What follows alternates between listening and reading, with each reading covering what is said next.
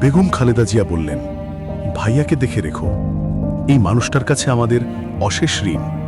এই পরিবারের কাছে আমাদের যে ঋণ, তা কোনোদিন শোধ হবার নয়। তিনিও তার পরিবার জীবনভর শুধু দিয়েই গেছেন এই জাতিকে। এ ঘুমন্ত জাতিকে স্বাধীনতার যুদ্ধের ঘোষণায় জাগিয়েছিলেন জিয়াউর রহমান। এরপর ৭৫-এ ভেঙে পড়া রাষ্ট্র ব্যবস্থাকে গড়ে তুলেছিলেন তিলে তিলে। অর্থনীতিকে দিয়েছিলেন গতি। স্বামীর মৃত্যুর পর গণতন্ত্রহীন দেশে শুরু হয় তার নতুন লড়াই। পথে পথে রাজপথে তিলে তিলে গড়ে তোলেন সংগ্রাম, এনে দেন গণতন্ত্র।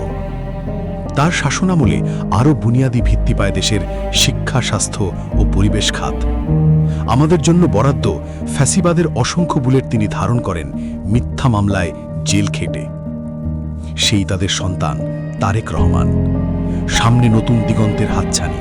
তিনি আমাদের নিয়ে যাচ্ছেন একটা শান্তি আর সুখের দেশ গড়তে। তার সাথে আমাদেরকে থাকতেই হবে।